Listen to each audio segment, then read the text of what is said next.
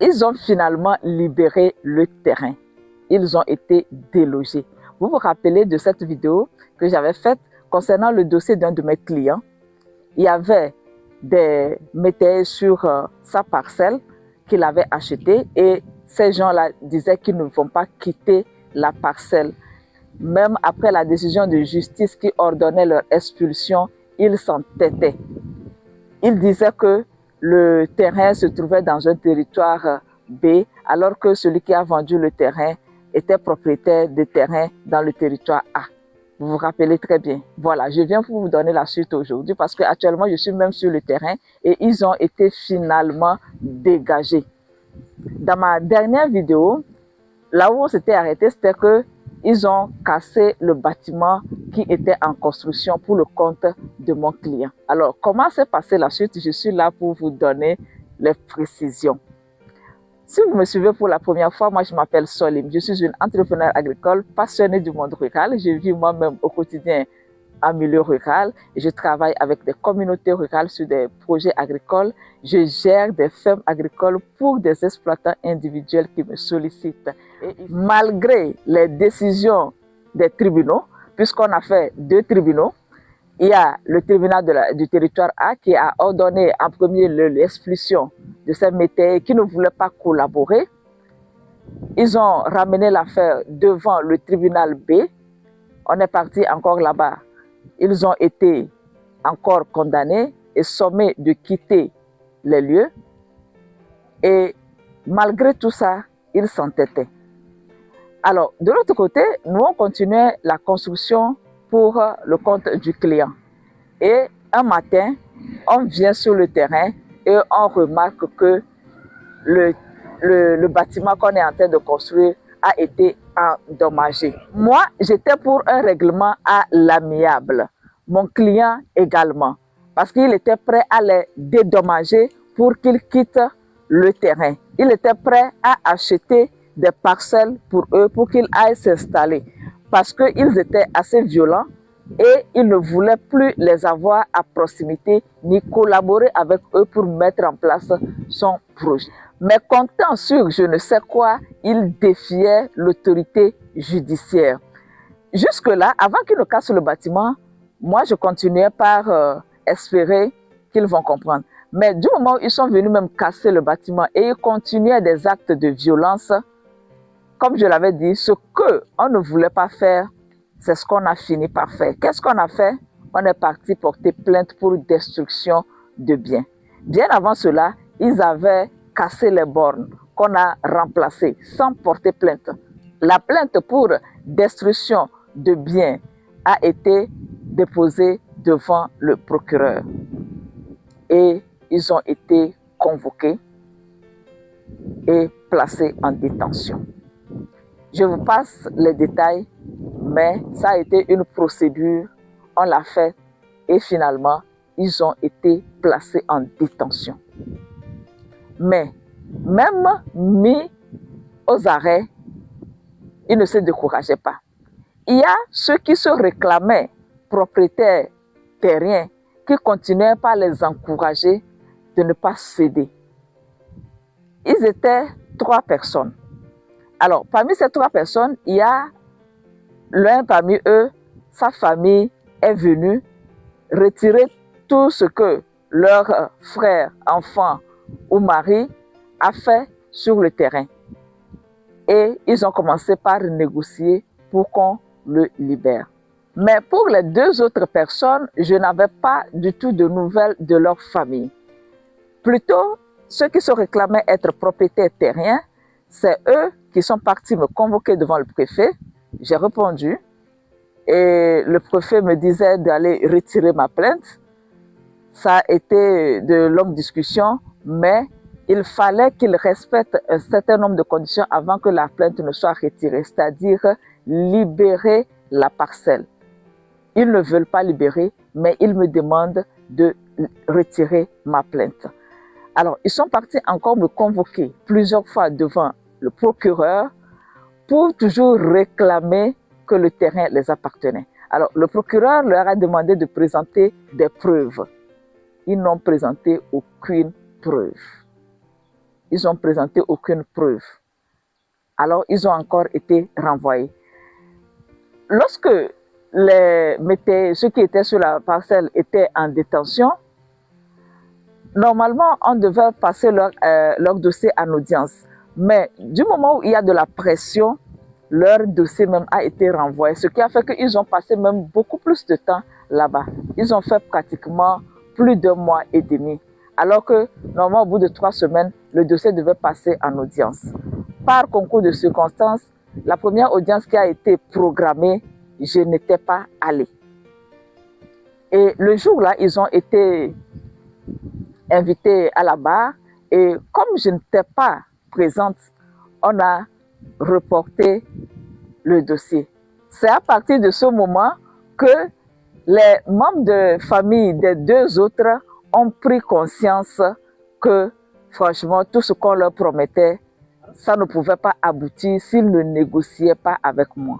Il faut savoir que les personnes là, qui se réclamaient propriétaires terriens de l'autre côté, qui venaient me convoquer par-ci et par-là, après, j'ai appris que ces mêmes personnes sont venues auprès de ces familles de personnes détenues, leur retirer, réclamer de l'argent. Argent qu'ils ont donné.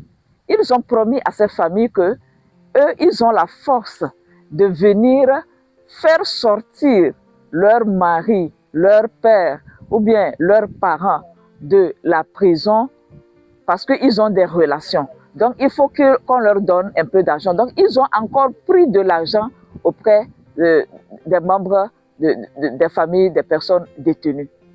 Et c'est là qu'ils sont venus me convoquer au niveau du préfet, et voilà, tout ça là. Mais ça n'a rien donné.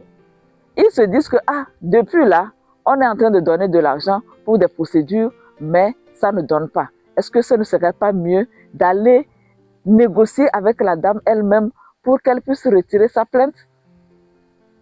C'est seulement lorsque j'ai manqué la première audience qu'ils ont commencé par vouloir me rencontrer. Donc, ils ne pouvaient pas venir directement.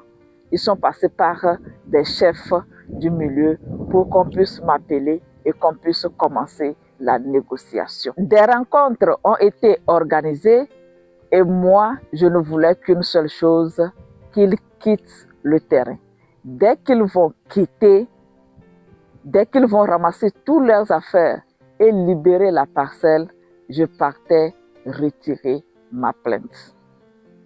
Ils ont hésité, mais finalement, c'est ce qui fut fait. Un engagement a été pris au niveau du parquet. Les détenus ont signé depuis leur lieu de détention et on a ordonné à ce que les bâtiments soient détolés. Donc, lorsque ça a été fait, ils sont partis au niveau du parquet. Ils ont payé la caution parce qu'il fallait payer. On ne pouvait pas les libérer comme ça, il fallait payer. Eux-mêmes, ils n'avaient pas l'argent. C'est la communauté même qui a cotisé pour qu'on puisse les libérer parce que c'était quand même une somme non négligeable qui leur avait été demandée comme caution. Donc, ils ont versé la caution et finalement, j'ai retiré ma plainte et ils ont été libérés. Comme je viens de le relater, là, on dirait que ça a été très fluide. Non, ça a été un moment très, très challengeant. À un moment donné même, j'ai dit à mon client que je ne vais plus continuer avec son dossier parce que je recevais tellement de pression. Il n'y a pas un jour où je ne reçois pas de coups de fil concernant des gens qui plaident ou des gens qui menacent concernant ce terrain. J'ai tellement eu de pression. Finalement, oui, comme je l'ai dit, un jour, j'ai dit à mon client que moi, je ne suis pas sûre que je vais continuer son dossier là. Que ça suffit comme ça, parce que, bon, je ne pouvais plus. Et bon, il m'a supplié, il m'a dit, si tu ne continues plus, qui va le faire et tout. Bon, mais Dieu merci, les choses ont été facilitées par la suite. Même pendant que j'étais malade, je ne sortais même pas. La procédure continuait. Eux-mêmes, ils ont compris et ils sont revenus pour pouvoir négocier. La raison pour laquelle je n'étais même pas à la première audience, c'était parce que j'étais malade. Donc, c'était ça. Et ils ne savaient pas, personne ne savait que j'étais malade. Donc, ils ne savaient pas, ils ont cru que j'ai refusé d'arriver. Donc, que c'était une décision personnelle.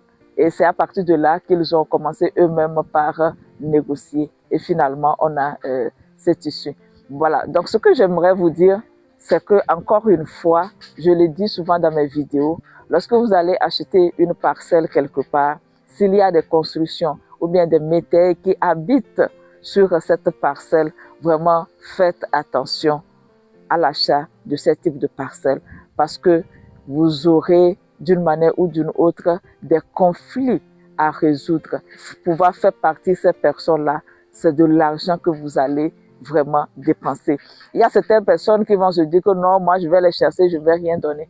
Je ne pense pas. Parce que par exemple sur ce terrain, nous on a déjà proposé un règlement à l'amiable et c'est là qu'ils ont refusé. Un règlement à l'amiable que normalement si on devait l'exécuter, ça serait à hauteur de presque 2 millions de dédommagements. Mais ils ont refusé.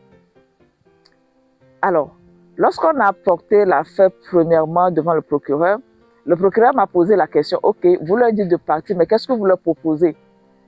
C'est là je leur dis, c'est là j'ai dit au procureur, on leur a proposé de les reloger en leur achetant à chacun 1 hectare de terre. Mais ils ont refusé. Donc c'est seulement à partir de ce moment que le procureur a accepté de nous écouter. Si j'avais dit que non, que nous, on n'a rien prévu pour eux, je pense que le procureur aurait exigé forcément qu'on fasse une contribution. Mais vu que nous, on a voulu collaborer et que ce sont eux qui ont refusé, la procédure a été un peu plus durcie avec eux et finalement, ils ont quitté sans dédommagement. Ils ont quitté sans rien avoir. La deuxième chose que j'ai appris dans cette affaire, c'est que la négociation à l'amiable est toujours la meilleure. Parce que j'avais fait, à l'université, j'avais étudié une matière qu'on appelait contentieux. J'ai étudié le droit aussi. Le droit nous montre comment régler les affaires devant les juridictions. Mais le cours qui s'intitulait contentieux, là, on nous montrait comment régler les affaires à l'amiable. Et la devise de ce professeur était « Un mauvais arrangement vaut mieux qu'un bon procès ». Un mauvais arrangement vaut mieux qu'un bon procès. Dans ce processus, j'ai vraiment compris pourquoi il a dit cela. Parce qu'aujourd'hui, c'est vrai que ils sont partis, nous avons retrouvé la propriété que nous pouvons maintenant exploiter, mais l'argent qui a été dépensé, vraiment, il fallait que mon client ait quand même des ressources pour qu'on puisse aller jusqu'au bout. Et en deuxième position aussi, même les métayers, ceux qui ont été expulsés, eux-mêmes, ils sont sortis perdants. Ils sont sortis perdants du moment où ils ont été expulsés sans dédommagement et en deuxième position, ils ont même payé une forte somme comme caution avant d'être libérés. Il faut savoir qu'au niveau du tribunal, là, rien n'est gratuit. Même la convocation, il faut payer. Pour tout, il faut payer. À un moment donné, moi-même, quand je voyais les dépenses, je me disais que est-ce que ça vaut la peine même de continuer. Mais on est allé jusqu'au bout. Mais c'est parce que mon client avait les moyens. Ce n'est pas donné à n'importe qui. Donc, il faut vraiment voir cet aspect. Je ne dis pas qu'on a donné de l'argent au juge. Non, non, pas ça. Même juste les procédures. Parce que pour faire le constat et tout ça, là, il faut payer des actes. Il faut, les huissiers ont intervenu sur l'affaire, etc., etc. Il fallait faire, à un moment donné, les chefs traditionnels aussi étaient mêlés pour pouvoir les déplacer. On payait pour leur déplacement, pour payer leur temps et tout cela. Et même ce qui me soulève vraiment, c'était le temps qu'il fallait passer au tribunal. Oh, vraiment. Convocation sur convocation. Convocation, il n'y a pas une semaine où je ne suis pas au niveau du tribunal. Mais quand tu viens, souvent on dit la convocation elle est à 9 h. La partie même qui te convoque arrive à 11 h. Et vous êtes là-bas jusqu'à peut-être à 15 h qu'on vous reçoit. Ça veut dire que tu prends toute ta journée, tu vas t'asseoir au tribunal, jour après jour, jour après jour. Ça a été vraiment la partie qui m'a vraiment dérangée. Donc, moi, je ne conseille pas vraiment, si possible, régler les affaires à l'amiable. si possible, régler à l'amiable. Maintenant, ici, c'est un cas particulier où, franchement, je ne pense pas que si on n'était pas allé au niveau du tribunal, on aurait eu gain de cause, vu la détermination, l'entêtement et même la violence de ces personnes. Donc aujourd'hui, je suis venue pour voir si réellement les lieux ont été dégagés. Là, je suis dans une des concessions. Effectivement, ça a été détolé. Voilà, les tôles ont été mis ici à côté. Donc, on attend qu'ils viennent chercher tout ce qui leur appartient et pour pouvoir dégager totalement les lieux. Donc ça, c'était la condition pour qu'ils soient vraiment libérés. Là, c'est le maçon qui a fait le travail qui est en train de me filmer. Il a été très courageux sur le processus parce que il fallait qu'il se présente aussi à chaque fois au tribunal puisque c'est le bâtiment qui a été cassé, son matériel a été saisi et tout. Donc, il devait venir à chaque fois pour témoigner, mais il a tenu jusqu'au bout. Il a fini aussi le bâtiment. Et voilà, donc ça a été un moment, quand même, comme je l'ai dit, pas très agréable, mais je peux dire qu'aujourd'hui, on a eu gain de cause et ça valait vraiment la peine. Sur ce, je mets fin à cette vidéo. Je vous donne rendez-vous dans quelques jours pour une nouvelle thématique. D'ici là, prenez bien soin de vous, portez-vous bien. Au revoir.